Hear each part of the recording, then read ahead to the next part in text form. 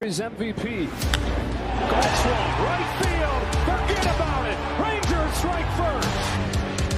Goes after the first one. Drills a high fly ball. Left center field. This game is tied. From Javier. Seager hits a high fly ball. Deep right field. A bomb into first. One swing. Drive. It's tied.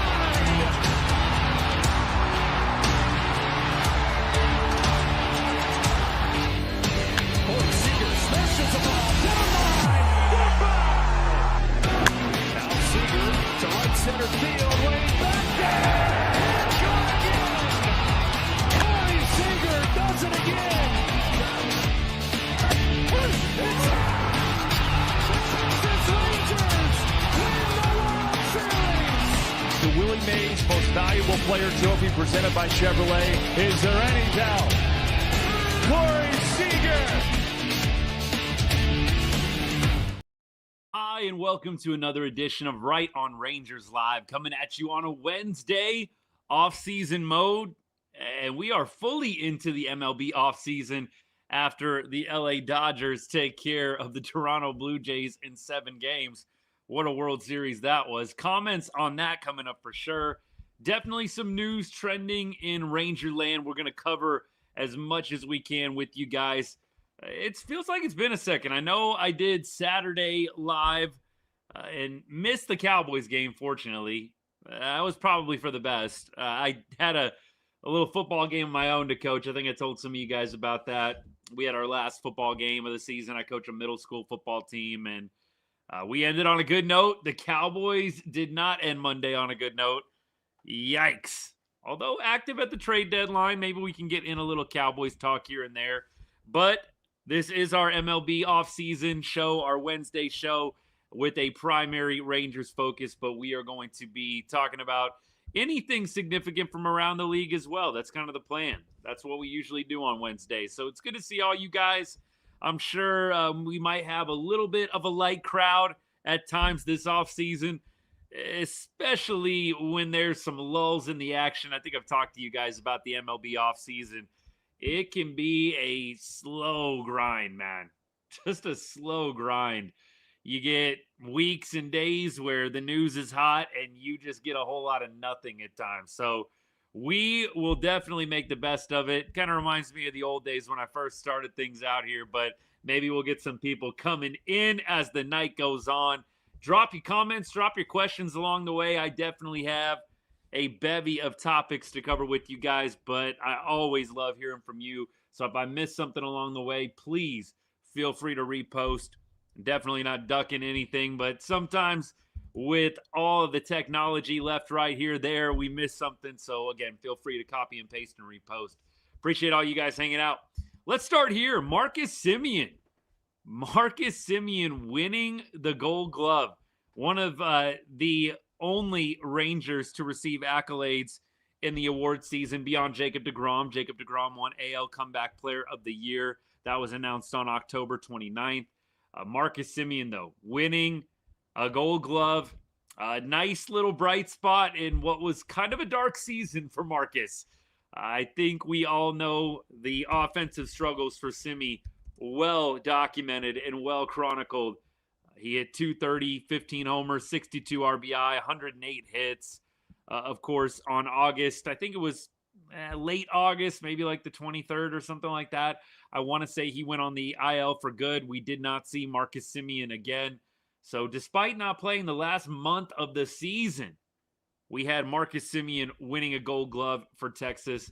And look, nice to get some of these awards at the very end of the season, at the end of the playoffs and all of that good stuff. But it was a little bit of a forgettable year for Texas with how they really crashed out the last month.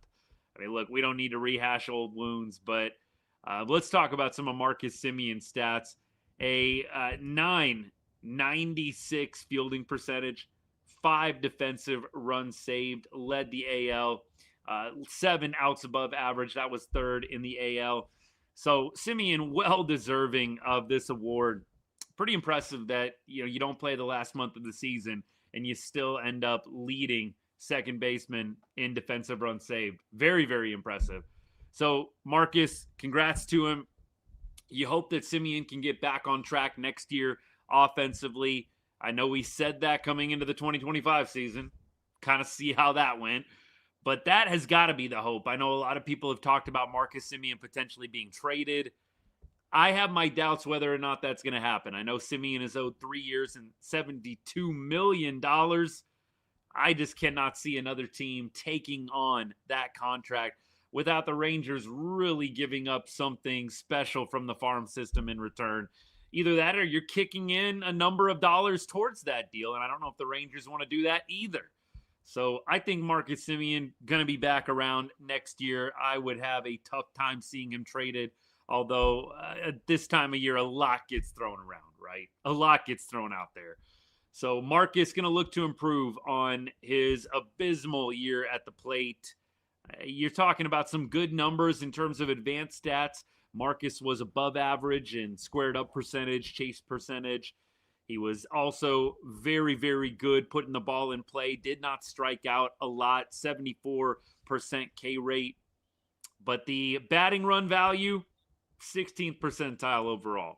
You had a lot of blue when it comes to expected batting average, slugging, average exit velocity.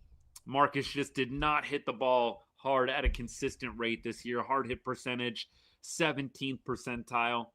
I think we all know Marcus Semien has got the glove. But the last 2 seasons, Marcus is at 237 and 230, respectively. OBP in 2024 was 308. OBP in 2025 was 305. So you're talking about a guy that's getting on base at a little bit over a 3 out of 10 rate. And for what the Rangers played Marcus Semien as for a majority of the season, granted, I know they moved him out of the leadoff spot eventually, but this is a guy the Rangers would like to hit up at the top of the order. You got to be doing better than a 308 OBP. If that is what the Rangers' plan is for him, I don't know if it is or not. I think that maybe the offseason might cure some of what ailed Marcus Semien offensively, but I think the Rangers are going to have to be quick to pivot if that is the plan. We'll see what happens. A lot of you guys I know are throwing out some suggestions. Let me go ahead and start checking comments here.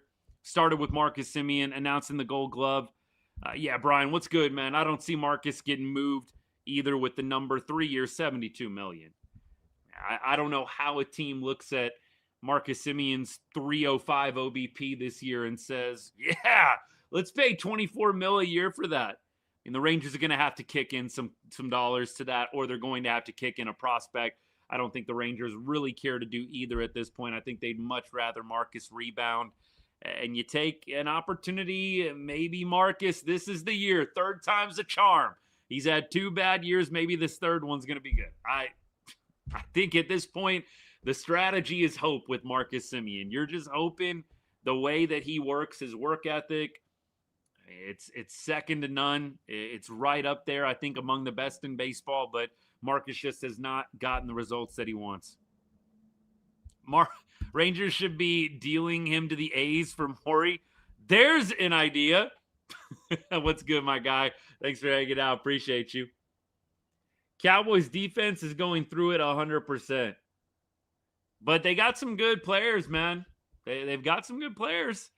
Yeah, they got a very, very nice piece from the Jets. And you also, of course, got Wilson from the Bengals. We'll talk some Cowboys maybe a little bit later on in the show. But, look, I don't know how good I feel about the Cowboys being buyers at the deadline with the year that they're having thus far, especially losing on Monday Night Football to the Cardinals. But, whew, yikes. We keep going. Marcus Semien is just overrated. I don't know if Marcus Semien is overrated. I don't think anybody is overrating him right now. He's just got the name value, and the results have not followed. That's what I would say about Marcus Semien. Bellinger to me would be a very interesting piece, although a lot of people are putting him back with the Dodgers. I'd love to get a guy like Bellinger. I mean, that would be a nice potential to have at first base, and you can play him in the outfield too. Jake Berger, I think a lot of people want to see him rebound, and Skip Schumacher coach Jake Berger when Berg was with the Marlins and Skip was Marlins coach. So I think there is a bit of a connection there. But I think getting a guy like Bellinger, you have the opportunity to play him at first if Berger continues to struggle. And if Berger is hot, you can move him to the outfield. Bellinger, I think, would be great. Who do I want as our hitting coach and third base coach? Well, look, I don't think that hitting coach and third base coach are necessarily going to be crazy fixes for the Rangers this year. But we do know that Alex Centron, who was with the Astros organization, has been really targeted as a guy that could come in and, along with Justin Veely, be another hitting instructor that might be able to get this Rangers offense back on track. You guys know how I feel about the Rangers coaches and the carousel that's kind of going on this year. I think coaches are important. I'm a coach myself. I've coached baseball. I've coached football at various levels over the years. Coaching is important. It is. It does matter. But at the end of the day, when it comes to professional sports, you've got to have talent. And I don't want to sit here and claim that the Rangers do not have talented ball players. I think they do. But I think the Rangers this year, regardless of who the coach was, struggled to produce. And you saw that with flipping from Eck to Boone. It did not go well. Donnie Ecker fired, in May, June? The Rangers had like a slight uptick in how they were playing offensively. And then you move to a little bit of the same, a lot of the same, actually, if I'm being honest. So I don't have any illusions that the Rangers are going to hire a hitting coach or they're going to hire a third base coach that's just totally going to overhaul things. I'm curious to see who it is. They did mention Ron Washington is interested in coming back to work for the Rangers organization in some capacity. I'd love to see Wash third base coaching. He was the third base coach for the Braves before the Angels hired him to be their manager. Would love to see Wash back. But with Skip Schumacher taking over, you're bringing back a big name like Wash to coach third base. We'll see how Skip feels about something like that. But a lot of the times, new managers, they want to get their guys in the mix. So I'm not going to be surprised either way. We'll keep on going. Belly and Real Muto signed by us. Jim Riley, Austin, appreciate you, man, if you're still hanging out. I would love Real Muto. He's one of the best catchers in the game, and the Rangers could badly use good catching. I mean, look, Jonah Heim and Kyle Higashioka, they've had their moments, but by and large, I think I've said on the show, I think if they keep Higgy around, great. But I wouldn't mind a full reset at catcher. And start it with JT Realmuto. Above average when it comes to defense, above average when it comes to offense. Is he in his prime per se? No. JT Realmuto in his 30s. He's on the back nine of his career, but still playing at an elite level. I would love a signing like that. And I already talked about Bellinger. That would be great too. That'd be outstanding. Gary, what's good, man? Good to see you. Hope they re-sign Hobie and Malley. They overused Hobie, so he struggled at the end. Gary, couldn't agree more. We love Hobie Milner here at Right on Rangers. Love Hobie. And he pitched so well for so long. And then he kind of had the wheels fall off at the last second there at the end of the season. And I think Gary nailed it. I mean, you were asking Hobie Milner to pitch almost every other day at times. I mean, look, I kind of want to look this up right now. You guys will have to hang there and bear with me. But how many games did Hobie Milner pitch last year? That's what I want to know. He ended up 3-4 with a 3.84 ERA. I mean, Hobie was like sub-2 ERA for a second there, and for the majority of the season was in the twos. But you look at his numbers, he pitched in 73 games. Like I said, he's pitching nearly every other day, Hobie Milner was. So I wouldn't mind seeing Hobie re-signed. I think if they can find a way to not overuse him, he can be effective. I would love Tyler Malley re-signed as well, although there is some talk that he will potentially be on the move with Mike Maddox going to the Angels. Some people believe that Tyler Malley might be heading out to the West Coast. We'll see what happens, but I'd love to re-sign Tyler Malley. Would love that. Hey, yeah, I love this hat too, Pat. Yeah, this is new era, one of my favorite hats. What does Tony Beasley Bolt mean? And leave. Little play on words. Beasley bolting the organization. Look, it's probably a mutual parting of the ways. I think that Tony Beasley had made it through a number of different coaching changes. Banny, Woodward. Now you have, of course, Bochy leaving. So Beasley had survived 3 different rounds of head coaches. I think it was kind of a matter of time before finally one of the head coaches that comes in decides to go a different direction, regardless of the quality of person that Tony Beasley is. It's just not unusual for coaching staffs to turn over when you've got a new manager coming in. I don't think we need to get butthurt about it or hold it against Skip Schumacher. When you've had 2 seasons like the Rangers have had back to back in 24 and 25, I think coaching changes are warranted. It's nothing personal against Tony Beasley. He's a great guy. I love Bees. Think he's great. But I don't blame Skip Schumacher for wanting to clean house a little bit. And that's not to say that everybody is going to get kicked to the curb. Rangers are retaining some coaches, but it doesn't shock me that Skip wants to put his own impression on this coaching staff. What do I think about the Giants bringing in Vitello, the jump from college basically to MLB being huge? Well, yeah, it is just kind of a different world. NIL has, I think, helped a little bit in that regard. You have to do a little bit more schmoozing. You have to be able to work those connections and free agency and keep players happy. I mean, I think that NIL has definitely bridged some of the off the field stuff, but it is a big jump. And I just wonder how the players are going to respond to him. I mean, at the end of the day, if you're winning, we know that that cures pretty much all potential negatives. If you're winning games and you're having a lot of success, I don't think a lot of people are going to be thinking about Vitello being a college guy. But if they struggle, guarantee the headline is going to be, dude can't hack it in the big leagues. He's a college coach. I'm curious. I am all for guys getting opportunities, though.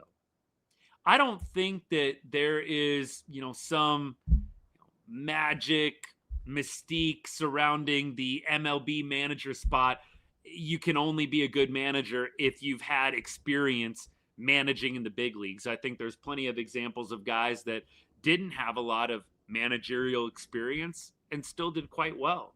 So I'm actually interested to see how it goes. I think it is a risky move. It's high risk, high reward, but I think that they might be onto something. Who knows? Let's give it a shot.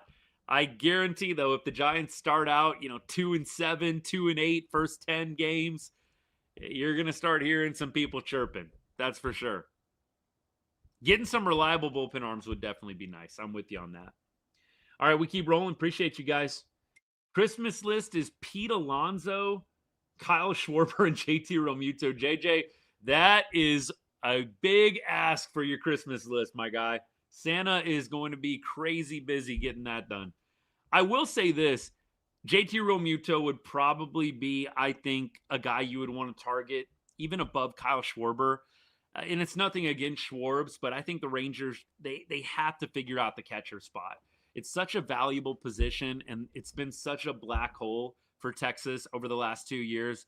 I know we got some Higgy stands. I know we got some Higgy apologists maybe in the chat. I know I've dealt with plenty of them over the course of this last year and all the content we put out. A lot of people love Kyle Higashioka.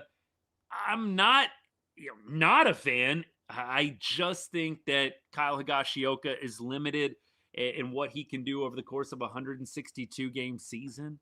And so for me, I want to see the Rangers really improve the catcher spot once and for all. And I would love for them to start with signing JT Realmuto. I think that's an obvious choice. It really is. Hey, Choctaw, appreciate the gifts. Thank you so much. Very generous of you. Appreciate that. Give Berger another year. I think they will. I mean, Skip Schumacher and Berger were together in Miami. I know Skip has mentioned Berger by name in different press conferences and interviews. So for me, I think that's a no-brainer based on how it's playing out. I know some people wouldn't mind moving on from Berger. Berger's got a lot to prove, and I don't think that Berger is going to be a guy that they wait out for a very long time. The Rangers have other players that can play first base. I think that Berger's probably going to get about a month leash. I mean, would you give him longer than that with what you saw last year? I just don't see how they can.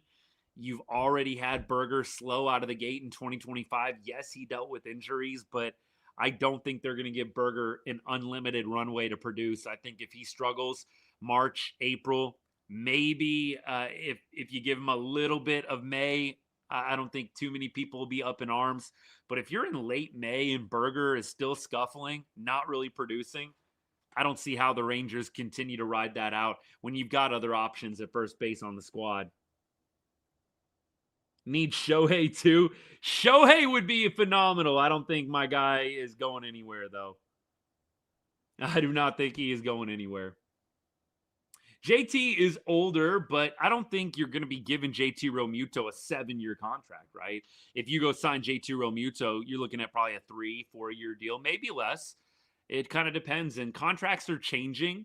You know, some guys are opting for, you know, a lucrative 2-year deal with an opt-out. We'll see what JT is looking for, but I think JT Realmuto, regardless of the age, would be a great signing for Texas. We could use veteran leadership. It's something that, ironically, I feel like the Rangers were lacking. They had some veterans on the squad. You've got, you know, your Marcus Semiens, your Corey Seagers, your Adolis Garcias, but they lacked a really strong voice. I would love for the Rangers to really focus on going out and getting a true clubhouse leader, not just a guy that leads by example. That's great. You need guys like that, but you also need guys that'll get in faces sometimes and be loud, be vocal. That's what I want to see. We keep going. How about Adley Rutschman? Yeah, I think that's the hype. I think that is what a lot of people are talking about. I don't know if the Orioles are going to deal Rutschman. I know that a lot of people are talking about them doing it. I don't know if the Orioles are on that page or not. I'm sure they're listening, but I'm not really sure that is going to be the case. We'll see what happens. We keep going. Let's see. Adley is horrible. Yeah, I think that the jury's out on Adley, but a couple of years ago, we saw Adley Rutschman hitting both ways in the home run derby, man. So is it possible that Adley had a bad year and that you can maybe get the Orioles to sell a little bit low on him and you're able to maybe get away with not giving up quite as much as you would have had to, say, a couple of years ago? I think that is something that's interesting. We'll see where the Orioles are at. We'll see where they're at. Let's talk about this. Josh Young. I know this is a hot button issue among a lot of Rangers fans. I am of the mindset with Josh, you either need to make this year his like put up or shut up year. Like, dude, this is the year. You got to start producing like a hot corner, above average third baseman should. And Josh showed signs of that early on in his career. His OPS has plummeted over the last 2 seasons. I know we have some people that love Josh Young, and I'm a Josh Young fan. I don't see how you look at the last 2 years, you look at the OPS going down, down, down, and you say to yourself, I feel great about Josh Young at third base this year. Again, we're not getting personal. We're just looking at stats, man. I don't know how you look at the numbers going south over the last 2 seasons and you feel totally secure in Josh Young being your everyday third baseman. I think the Rangers are probably listening for offers on Josh Young. I think the Rangers are probably seeing what teams may be interested in him. I think you would be foolish not to. I don't think there's any reason right now on November 5th to crown Josh Young as the everyday starter. I said to you guys over the summer, I would be letting Cody Freeman compete at third base. And I'm not just saying that because Cody's a fan of the show and shows up every once in a while. I would be a fan of Cody Freeman actually getting a chance to compete for third base every day. I saw enough from Cody Freeman to at least let his foot be in the door for that third base job. I think that Josh Young is going to be the guy that has to be usurped. I do not think that it is going to be taken away from him easily, but I think Cody Freeman should get a chance to compete for third base. And I also think that there's some other guys that could be in the mix too. We know Josh Smith can play third base.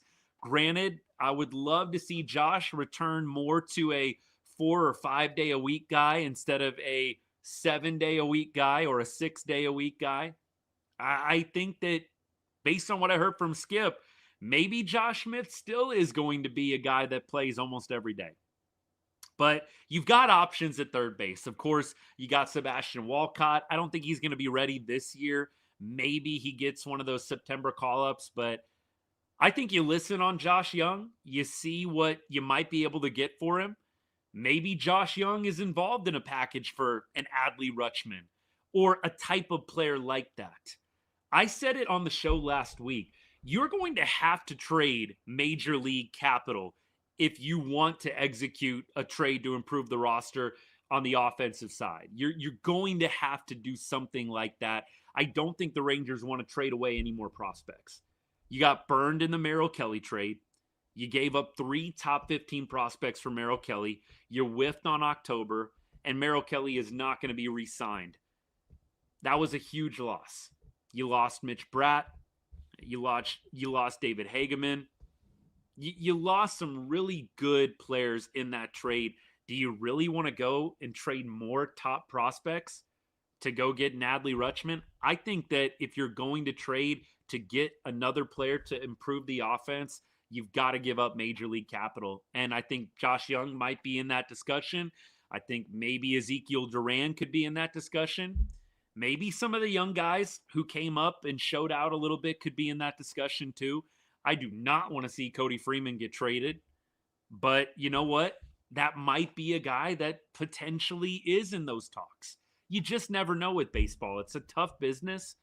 I think the Rangers are going to be listening to a lot of different offers and a lot of different conversations, especially as the winter meetings get closer and closer. Yeah, it wouldn't be a show actually without the Cal Raleigh comp, would it? It wouldn't be a show. It wouldn't be a Rangers show. That's for sure. James, appreciate you, man. James, you're on it, brother. You're on it. Yeah, Brian, you make a good point. The comment from YouTube is, while we're at it, put competitions at other positions too. Like, let's talk a little bit about Dustin Harris. Like, Dustin Harris, he was released today, or excuse me, not today, but he cleared waivers. What was it, yesterday or 2 days ago? He cleared waivers. Dustin Harris is now a free agent. I mean, talk about a guy that never really got a chance to prove himself. Dustin Harris has like 46 major league at-bats. And I know that some people in the short time that Dustin Harris was a starter for like a week last year weren't impressed. How can you really get a true judgment on a guy that had 46 career ABs? It's the same argument I make with Evan Carter and why the Rangers relentlessly platoon him. Evan Carter has like 50 career major league at-bats against lefties, and the Rangers have decided he's a platoon player. I don't care about the minor leagues and what he did in the minor leagues. I feel the same way about Dustin Harris.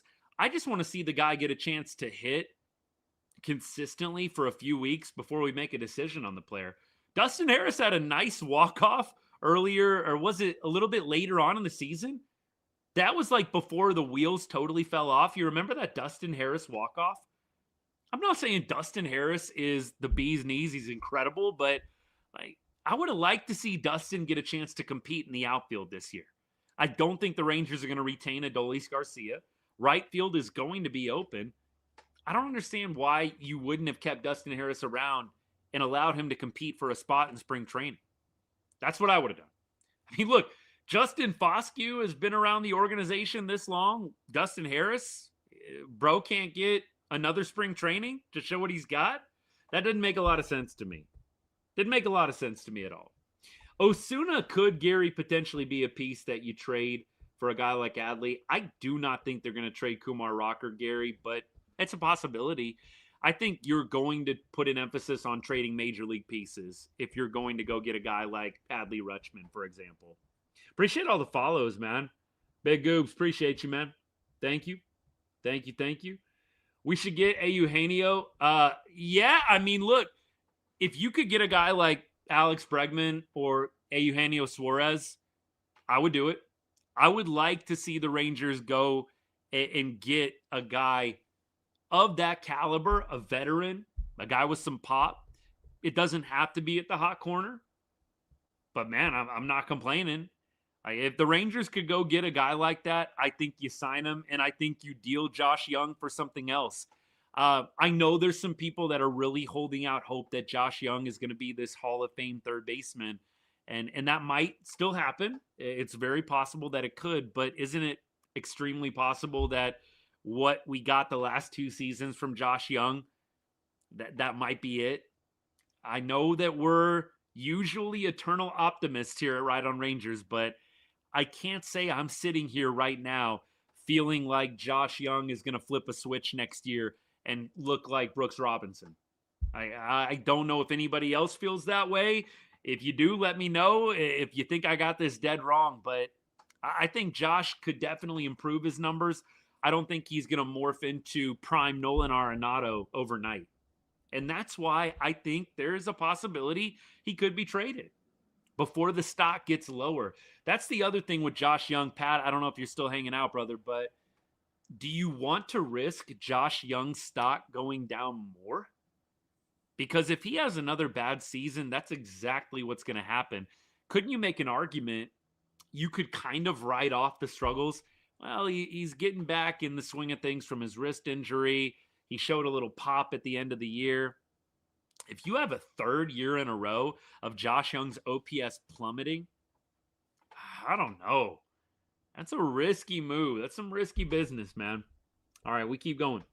Appreciate all you guys. Orioles desperate for pitching, though. You might be right. You might be onto something. Ward will be a free agent. I thought Ward, Gary, was 1 more year. I did a video on Taylor Ward. I thought he was controllable through the end of 2026. So, Gary, you might be off on that one, but I do like Ward. I really do. Gary, you are the Josh Young fan club president. You really are.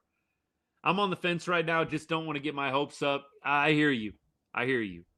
My point is you could really just see it going either way, couldn't you? All of CY's talk about the payroll makes me think they won't do much this offseason.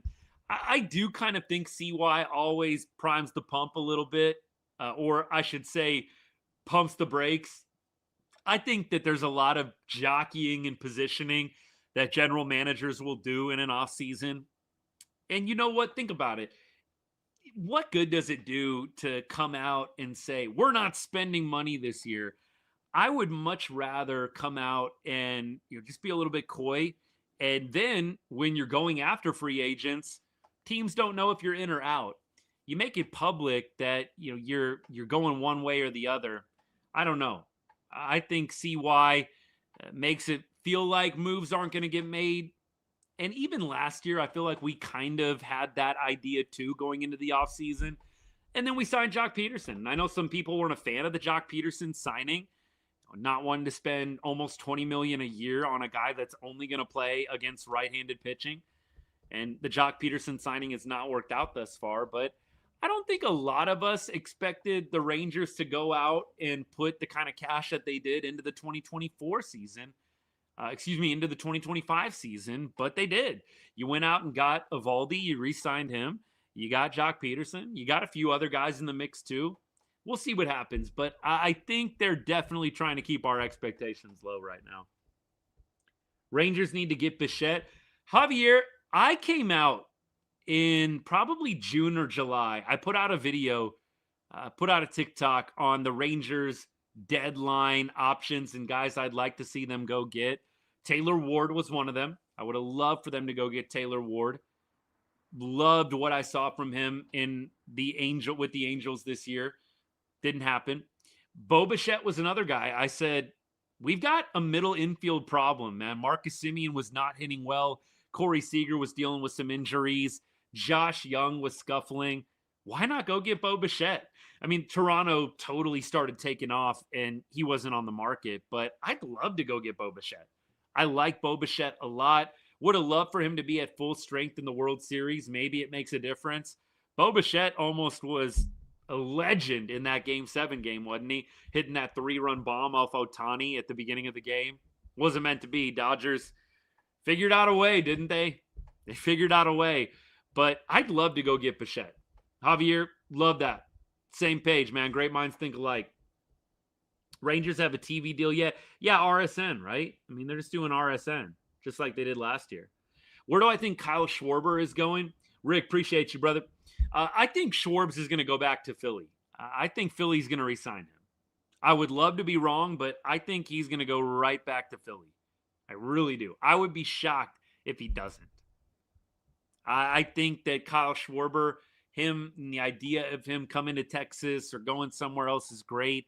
I just have a strong feeling he goes back to Philly. Are we going to be super active going after international signings again? Isn't Murakami, isn't he coming over to MLB this year? Talk about a guy I'd love to have. Murakami coming from the NPB, coming from Japan. That would be outstanding. I'm sure the Dodgers will get him. I'm sure that the Dodgers are probably going to get him.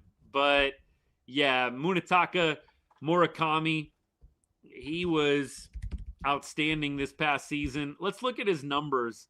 This is, I think, going to be one of the prizes of the offseason, and they are expecting him to be posted. He put up a batting average this year. Did he play for a couple different teams? Is that what's going on? Looks like he had, for 2 teams, he hit 286 with a 1051 OPS. This is in the NPB league, the league over in Japan.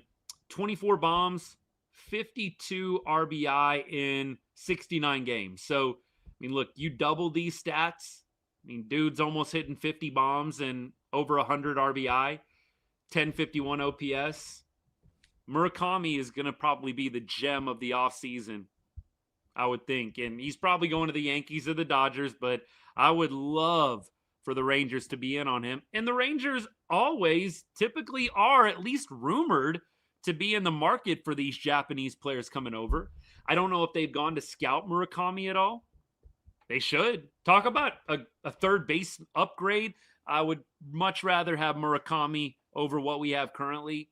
And that's not disrespect to Josh Young as much as it is a lot of respect to Murakami. If you've seen this guy play, he is very, very impressive. And it seems like less and less these guys coming over from Japan are busts. Seems like more and more it translates pretty well. Roki Sasaki, he had some bumps along the way, but pitched pretty well in the postseason. Ohtani's Ohtani. But then you have other guys like Yamamoto coming over and have a lot of success. I mean, dude was World Series MVP. It feels like more and more of these guys are coming over from Asia and they're having success, whether it's from Korea or Japan. I feel like I wouldn't be too worried about Murakami coming over and continuing to do what he does. Any updates on the young Korean player we picked up last year? Well, no big time updates. I don't think that he's playing in the Arizona Fall League, if I'm not mistaken. I'll look up some Arizona Fall League stats for you guys, by the way. Jamie, appreciate all the gifts, man. Thank you so much. I'll see if I can get some stats for you. I don't think he's playing in the Fall League, if I'm not mistaken. We'll see. I'll try and pull up some numbers here. Malcolm Moore, 222 in the Fall League. Dylan Dreiling, 262 average. Who else we got? I thought there was one other player, but yeah, nobody I don't think from our squad is killing it, from our franchise is killing it in the Arizona Fall League. But in terms of prospects, let's look at the Rangers' top prospect list right now. I think he was up there. Maybe in the top 10. I know Fiend was number 2. Yeah, so you got Fiend number 2, Walcott number 1, Corniel, who we saw in the majors, number 3, Winston Santos, AJ Russell, Rosario, Caden Scarborough, Josh Owens. The Seonjung Kim, he is number 20, the guy you're talking about, and he's in rookie ball right now. Seonjun Kim, number 20 Rangers prospect out of 30. There you go. Appreciate all you guys. Jamie, good to see you, man. Thanks again. Guys like Schwarber, Real Muta, Bichette aren't archetypes you'll see in the AL West. You might be right. I don't have a lot of confidence that, these guys are going to come to Texas. It's fun talking about them. I don't have a ton of confidence it's going to happen, though. Heim signed to a 10-year deal. Yeah, TLC. I think that he probably will be moving on. No crazy big news, man. We're just doing our typical Wednesday show. Marcus Semien won the Gold Glove. Dustin Harris cleared waivers. He's a free agent. Tony Beasley taken off. He's going to be parting ways. There's not a lot of big news coming on right now. Finley, what's good, man? Thanks for hanging out. Appreciate the comment. How do I feel about Max Fried winning a Gold Glove? Look, pitcher Gold Glove is always a little funny to me. Like, I know they've got to field their position, but it's not like you're seeing highlight reel after highlight reel from pitchers fielding their position. But good for Max. And you know what? Jacob deGrom was in the mix too. Not really completely sure what the big determining factor is with pitcher Gold Glove. But look, congrats to Max Fried for winning it. Brian says, I hate the Dodgers, but this World Series showed they are beatable. Without some of those lucky bounces, who knows? That's kind of what my latest TikTok was about. Like, the Dodgers spent a ton of money.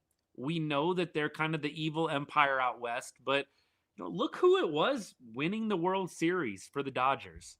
Yes, Yamamoto was the World Series MVP. The Dodger season is dead without $5 million Miggy Rojas.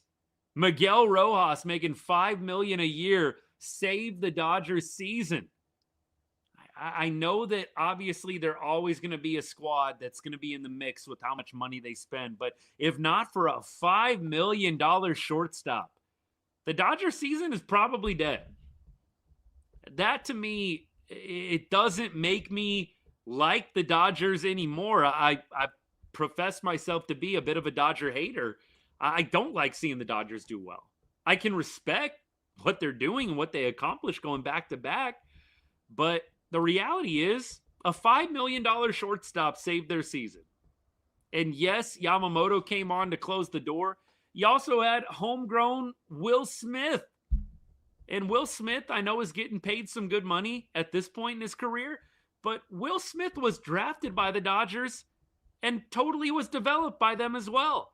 So you had a homegrown player and you had a $5 million shortstop who, Miggy Rojas, was also drafted by the Dodgers. I know he went to Miami for a number of years and bounced around a little bit, but I mean, look, you had these guys coming out of nowhere helping the Dodgers win this World Series. I don't want to say nowhere for Will Smith. He's been a good player for a while, but the point remains. The Dodgers arguably won that Game 7 thanks to a budget shortstop and a homegrown catcher. Yamamoto was great, but the Dodgers lose that Game 7 without the home run by Miggy Rojas in the top of the ninth. Max Muncy, though, wasn't he drafted by somebody else and then he came to the Dodgers later on? I mean, I know Max has been with the organization for a while, but I thought Max Muncy was drafted by like the A's or something. I know there's another Max Muncy that was drafted by the A's. He was drafted by the Indians in 2009. Then he went to Baylor.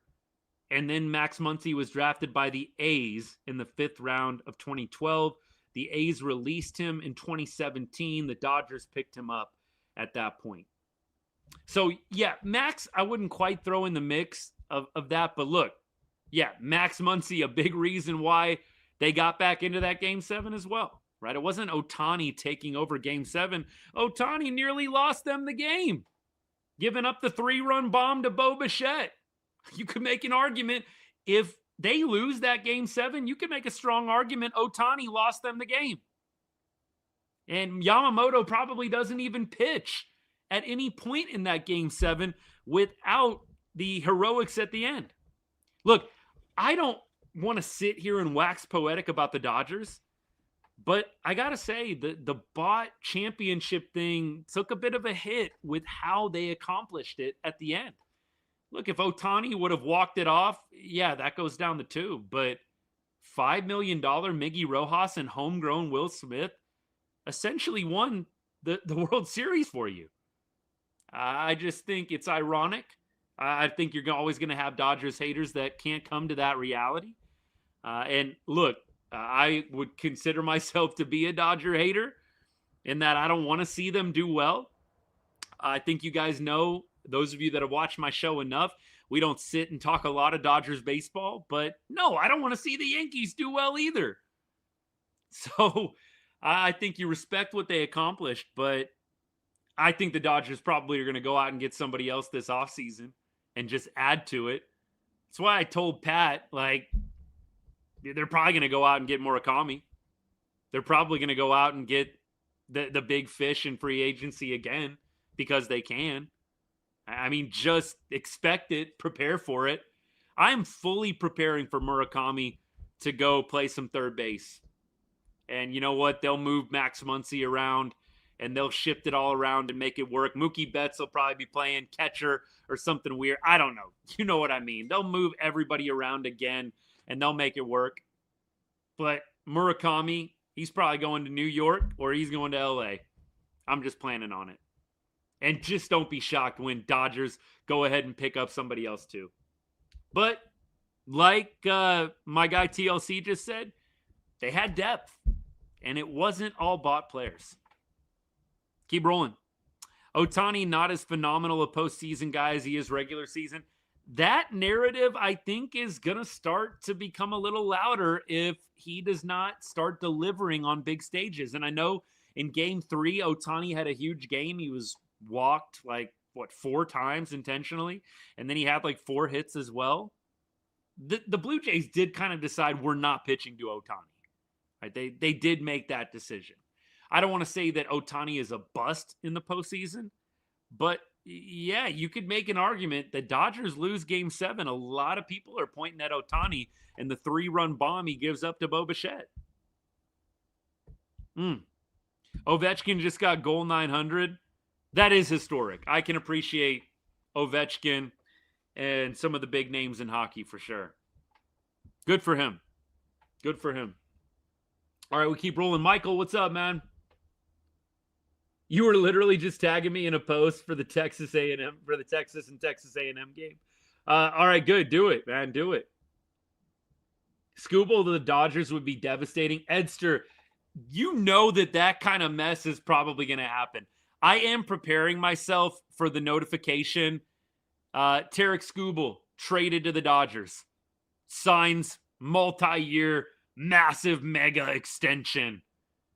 You know some kind of shenanigans like that is going to come across your screen this offseason. Cody Bellinger, Kyle Tucker, one of those guys is probably going to LA. Prepare for it. Do whatever you do you have to do mentally to get ready. I think it's going to happen. We're going to see some nonsense like that. We keep rolling. Appreciate all you guys. Yeah, Yamamoto was crazy. I don't think there's any denying Yamamoto was incredible. That's why he was World Series MVP. So from that perspective, I know some people are going to say, see, they did buy the championship.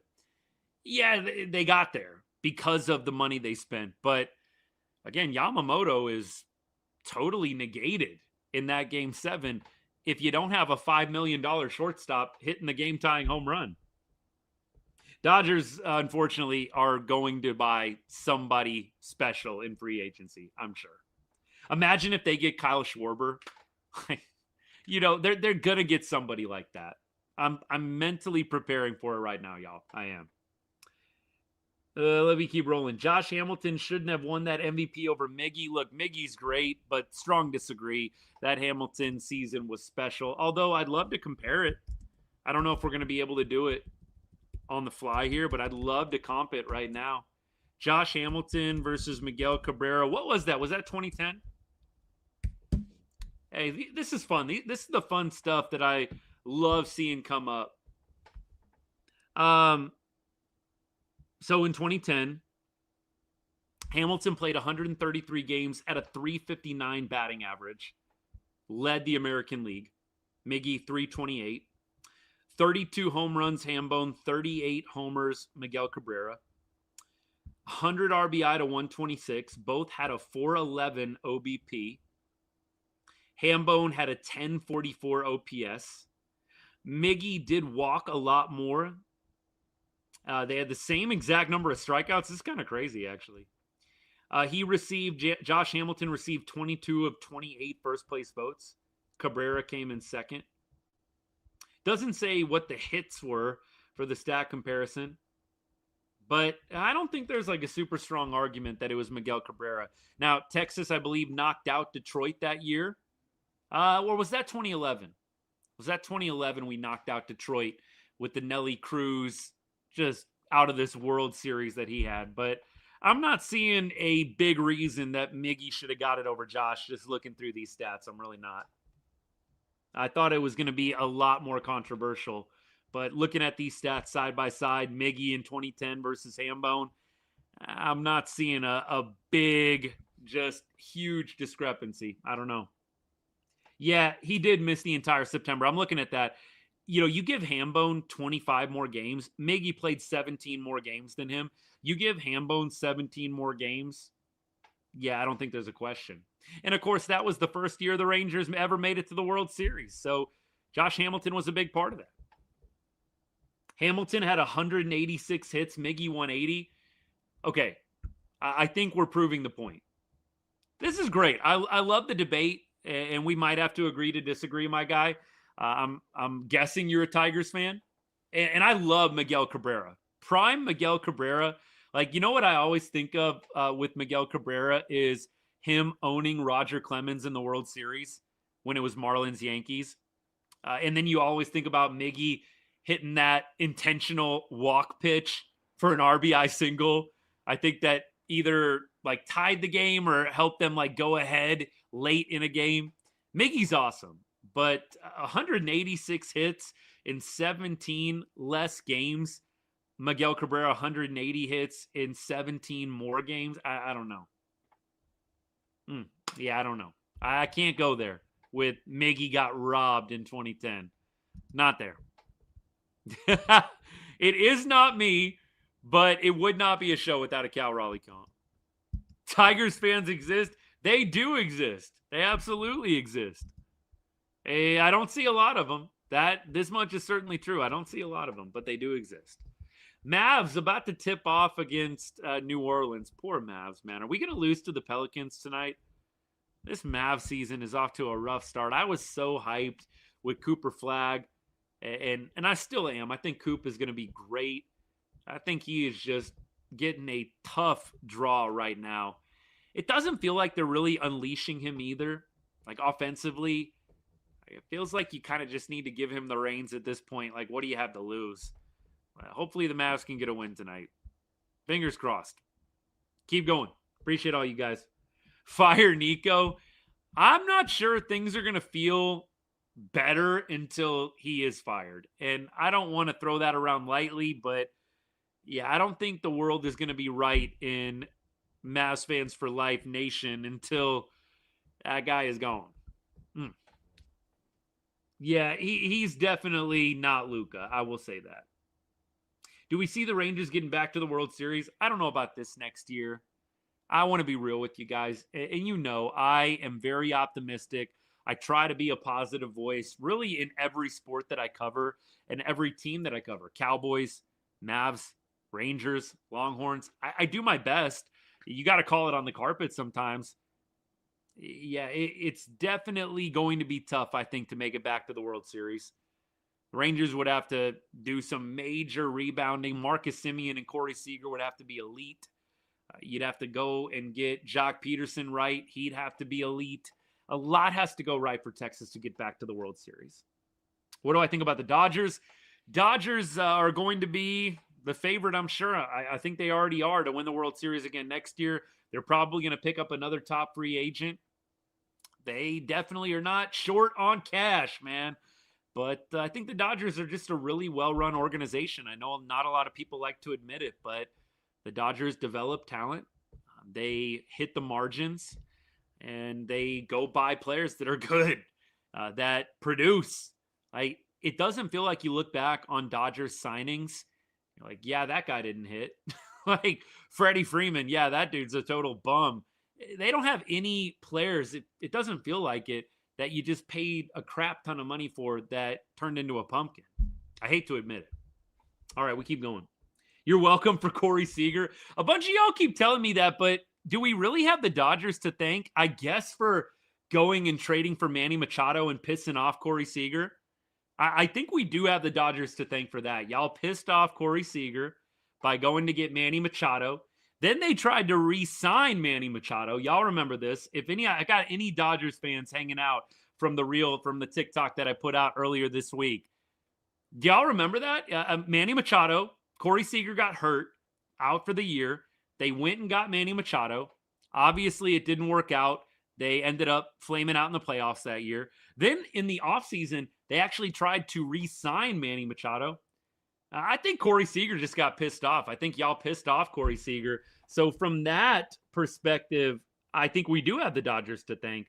But of course, Corey Seager didn't come over from the Rangers in a trade. He signed with us in free agency for a 10-year, $325 million deal? Isn't that wild, though? That was a big-time Dodgers fumble.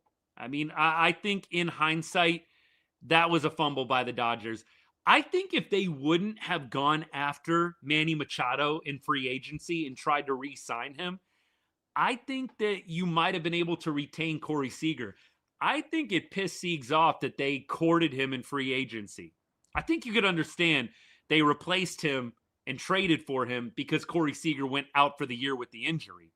I think it was the free agency courting of Manny Machado in the offseason afterward, that sent Seager over the edge and caused him to want to leave in free agency. That's just my theory. Dodgers fans, you let me know if I'm wrong on that.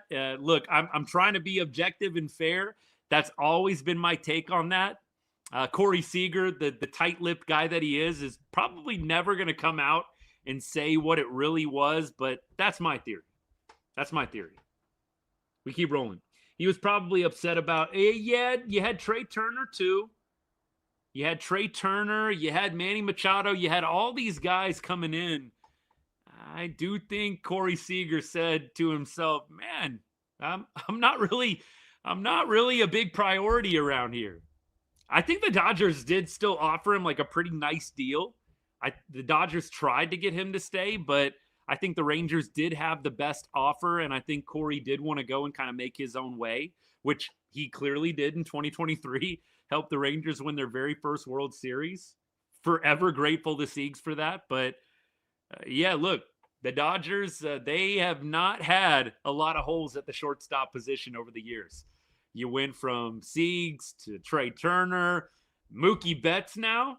How is Mookie Betts suddenly like an elite shortstop, by the way? Like, I feel like that guy is just so good at baseball. I know he had a rough World Series, but bro is just a ball player. Can play anywhere. I love Mookie Betts. I've said this at the beginning of the season. And look, I know that obviously there's always going to be people that can't give any credit where it's due. The Dodgers, it's just hard. Like there's not a lot of hateable players on the Dodgers. There's not. Freddie Freeman. You hate Freddie Freeman? I don't know. Who hates Freddie Freeman? Who hates Mookie Betts? Like, these guys are just like not hateable. You can hate that they spend all the money and that they win, which I do, by the way, for the record. I hate that they win all the time and that they're always in the postseason. And I wish that could be said for Texas. I'm going to be honest. I'll be transparent. But it's hard to hate the individuals on the Dodgers. It really is. They got a lot of lovable, nice guys, man. They really do. I am excited for free agency to really tick up. I think that's going to be great. It was Trey Turner stuff that pushed Seager away. I think the Machado stuff might have been in his mind too, but you guys might be right. I'm not going to pretend I'm an expert on the situation. You might be right. What do I think of Draymond calling Dak a bum? Draymond is out of pocket, man. Draymond is freaking out of pocket. Appreciate the sub, man. And John, thank you for hanging out too. Dak is not a bum. I don't know if he's going to win a World Series win a World Series. It's been a long day. Win a Super Bowl for the Cowboys. But Dak is definitely not a bum. First of all, he's a good dude. Dak is a good dude. He's not the worst quarterback. He's not the most elite quarterback. I think Dak is above average. I don't think I would put Dak in elite category. He's definitely not a bum. Wash as third base coach, John, would be phenomenal. I don't know if Skip is going to go for it or not. I think new manager, maybe a little hesitant to bring back a big name. Who knows? We keep rolling. Wasn't Seager injury prone with the Dodgers? A little bit. He had a major injury. I think it was like his arm or something like that. Had to have surgery. I'm not sure. Maybe if any of y'all know, put it in the chat. But yeah, I mean, Seager's always kind of been injury prone, right? I mean, since he's been in Texas, I don't know if he's had a healthy season. He's had to miss, I would say, at least 30 plus games in almost every year with Texas. Draymond is nothing without Steph or Clay for that matter. By the way, I got a notification Klay Thompson benched. By the way, any of y'all hanging out, we cover the Rangers first and foremost here on the show, Dallas Cowboys. We cover the Texas Longhorns and the Dallas Mavericks. Big DFW guy, grew up in DFW. I live out in Vegas right now. But I'm a fan of sports in general, so we'll talk pretty much anything at some point or another. But appreciate all y'all hanging out. I know we got some new followers from TikTok. I know we got some new subscribers on YouTube. Appreciate you guys. We probably got some people on Instagram hanging out a little bit here. Appreciate you. Thank you so much. Let's see. Reds fan, hey, DM, appreciate you, man. Constant revolving door of players in and out. The Reds, and they were close this year, though. I remember reading an article about the Reds, and it was basically like the Rangers version. And when I say that, what I mean is it was like the NL version of the Rangers in that everybody said about Texas, don't let Texas get in the postseason. You're going to have to face a three-headed monster. Tyler Mahle, Jacob deGrom, Nathan Eovaldi, and then throw in Jack Leiter, too, who had a good, positive end to 2025. The Reds, you look at their starting pitching, the Reds are pretty stacked. Hunter Green leading the charge. That was a team where I think people said, man, if they can find a way to get into October, look out. And it just didn't work out. So, DM, I don't know. I think the Reds, they got to have a good offseason here, but the Reds have got some dudes, especially some guys in the rotation, man. I would feel okay about what I got if I'm a Reds fan. That's just me. Look, I don't pretend to be an expert on any other team besides the Rangers. And look, I wouldn't even say I'm the top Rangers expert. I try to be. But I like what the Reds have over there. We keep going. Clay did spaz out the other day. Y'all saw that. I know I sent it to a few of y'all. Y'all saw the video of him just like coming off the court, pissed off, smacking the bottle, whatever it was, a water bottle or something like that. I don't blame Clay for being mad. Pat, I'm with you. Dude signed up to play with Kyrie and Luka. Klay Thompson signed up to play with Kai and Luka. And I don't think he signed up for Luka getting traded. I'm sure he can appreciate Anthony Davis. Anthony Davis is a great player. But bro signed up to play with Luka. I feel bad for him. I really do. Odds on where the Polar Bear goes? Back to New York? I think Schwarber and Polar Bear, Pete Alonso, go back to their original spots. I think Pete's going to re-sign with the Mets. I think Schwarber re-signs with Philly. I mean, I'd love to be wrong and see some shakeup. I would love to be wrong. Brian, you might be right. I always try to be careful judging players' effort, but it's tough. It does feel like his heart's not totally into it. Keep going. Trey Turner is the one that got away. He had kind of some rough times with the Phillies, though, this past year, didn't he? I mean, he had some good years, too, to be fair. First postseason game in forever was a year to the date that Pete Rose passed. Yeah, look, the Reds, I think they've got some talent. I really do. Can we have Corey Seager? No. Who do I think is winning the Murakami and the Scooble sweepstakes? The Dodgers. I mean, it's a pretty safe bet. Dodgers are probably going to get one of those guys, don't you think? I would be shocked if the Dodgers don't get one of those two guys.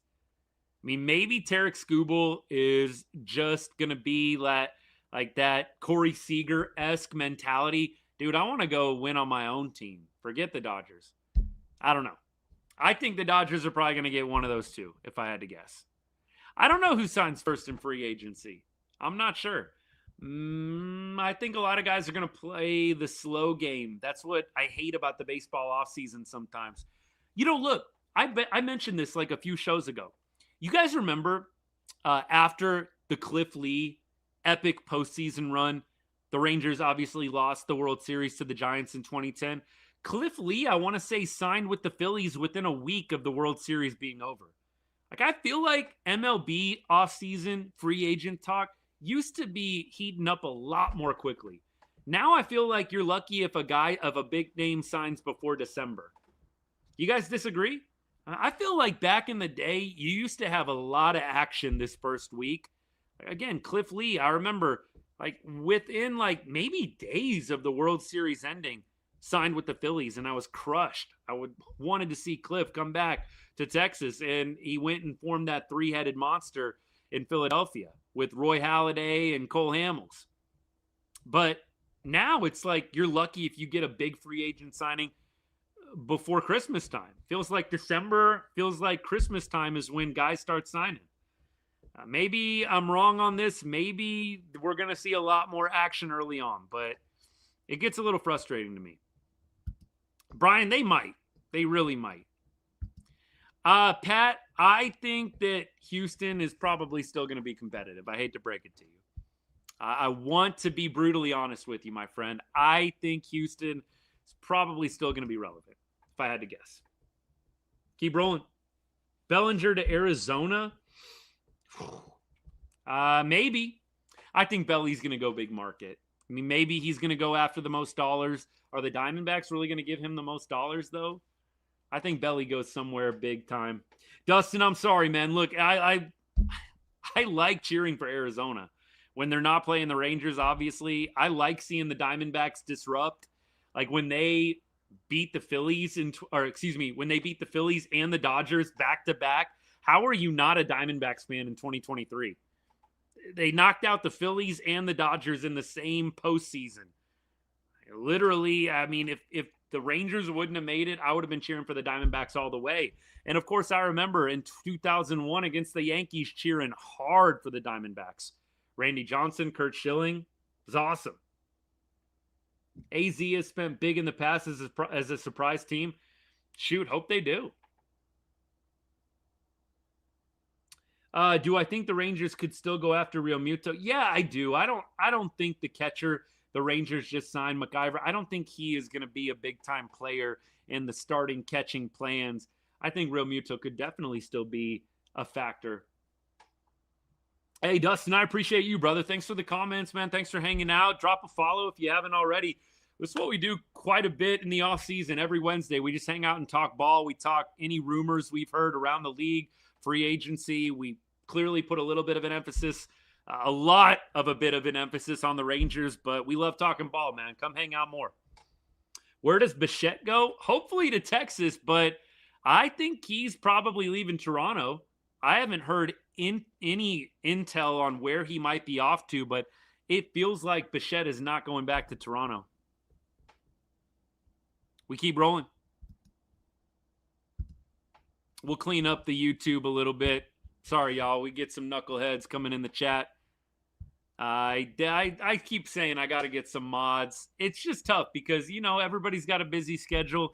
Not everybody can always make every show, but eventually one day we'll get there when Right on Rangers really makes it big. Some of these big players may stay to help rebuild something on their team. TLC, that's the way I feel. That's the way I feel. Seriously. All I remember was Lee breaking our hearts and not seeing. Yeah, look, Lee did not have a great game 1 or game 2 of the World Series, whatever it was. Lee had an outstanding championship series, but he was human in the World Series, unfortunately.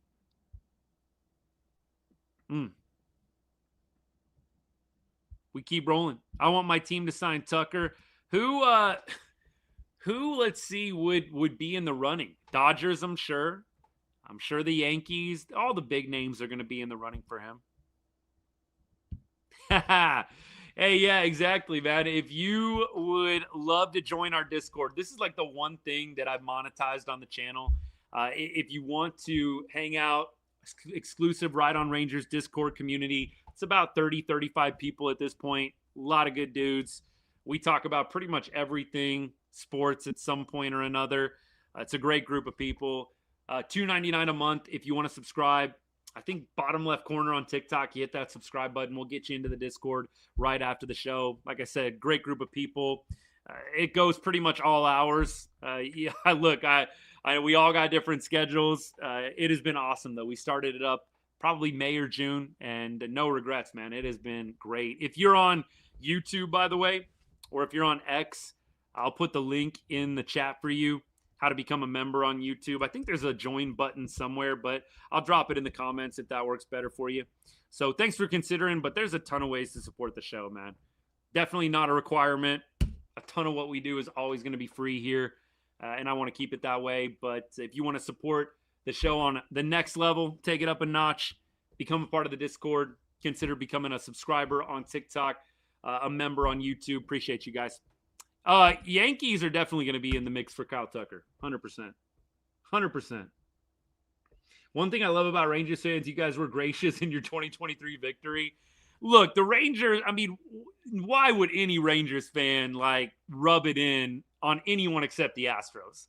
Like, we took it all out on the Astros in 2023. Look, I mean, we know our place, man. We hadn't won a World Series in our franchise history. We'd been there twice before. And look, you never know when you're going to make it back. The Mariners are still trying to make a World Series.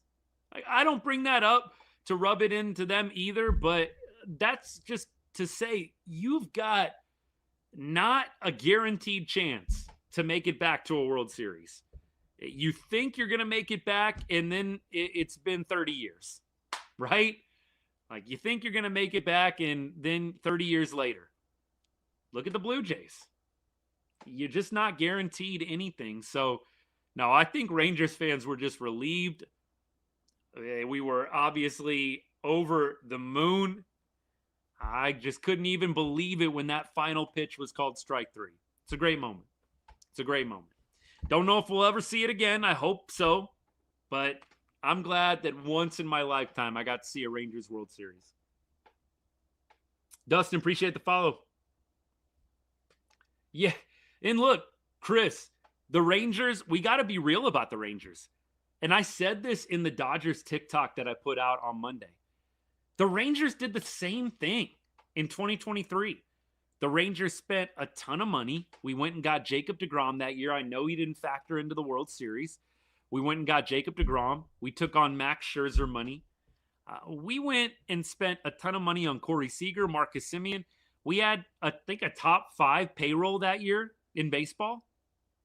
And then look at what the Rangers had going for them in 2023. You had a rookie who had played 1 month, Evan Carter, go on a double spree and light up October. And then you had Adolis Garcia's RBI avalanche, most RBI in a single postseason in baseball history.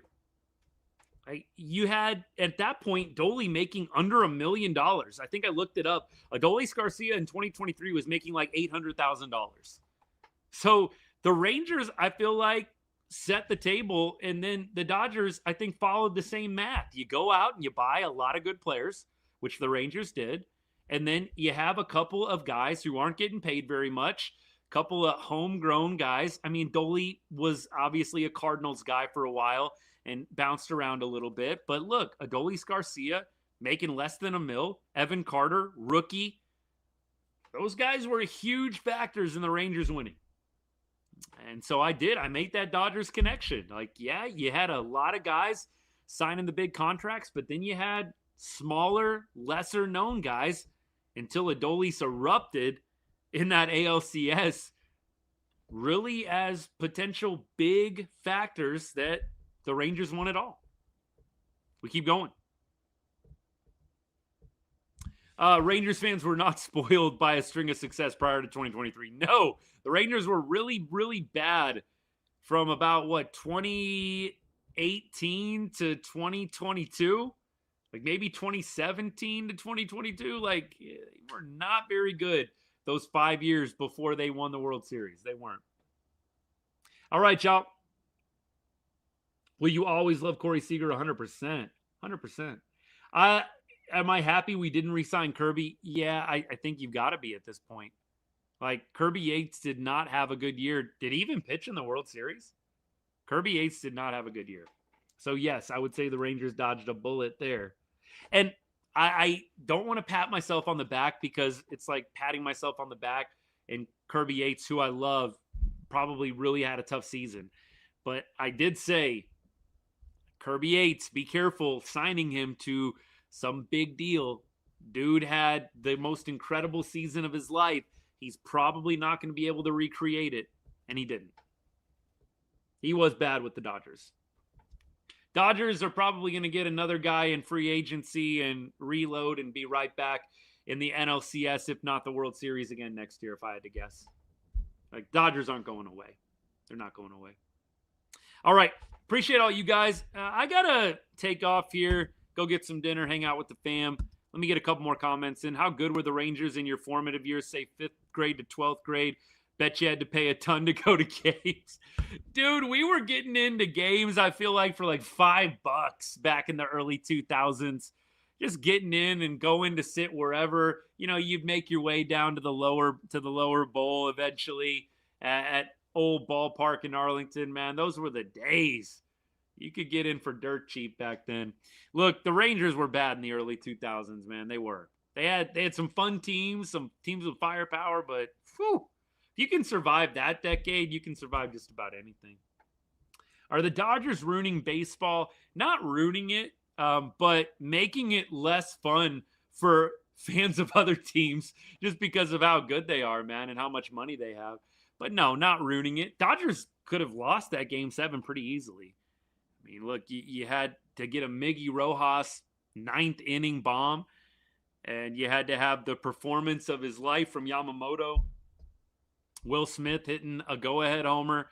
A lot had to fall into place still. So, no, I don't think they're ruining it.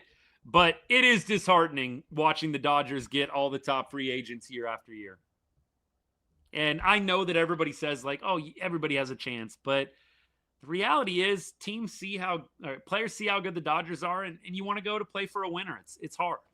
I don't necessarily think, everybody had the same chance is like the best argument. But I definitely don't think that the Dodgers are unbeatable. They almost lost to Toronto.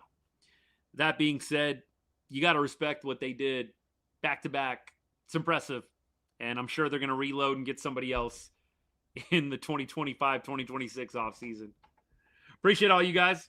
No, I'm with you. World Series ratings were up. Didn't seem ruined to me either. I'm with you. Hey, appreciate all you guys. Thank you so much for the support of the show.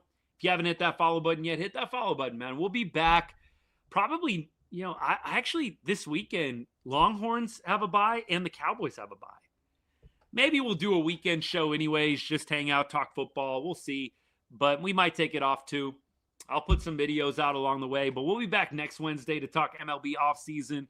We'll talk any rumors we've heard. We'll definitely be taking a big-time Rangers emphasis. But we'll talk big rumors around the sport as well. So if you haven't hit that follow button yet, hit that follow button. If you're on YouTube, hit that like button on your way out the door, will you? Appreciate you. And, of course, subscribe if you haven't already. Would love to have you come back next week and talk more baseball. Appreciate you guys. Hey, have some fun the rest of the week watching football. Some good matchups coming up this weekend. Texas plays Georgia in a week and a half. And then the Cowboys are going to be here in Vegas for Monday Night Football the next time they take over. Cowboys get to play Monday Night Football back-to-back games. Whoever decided Vegas versus Dallas needed to be Monday Night Football? I mean, I get it. It's Vegas, but you're talking about two losing teams right now on Monday Night Football. Probably not what the world necessarily wants to see, but you know what? It is what it is. We'll have live coverage of that during the fourth quarter, but we'll see. Maybe we'll hang out, shoot the breeze a little bit this weekend, go live for football. That'd be great. Appreciate you guys. Hey, appreciate that kind word, man. Thank you so much. That means a lot. All right. Yeah, y'all have a good rest of the week. We'll see y'all at some point, hopefully soon, But as I always say to end every show, God bless and go Rangers.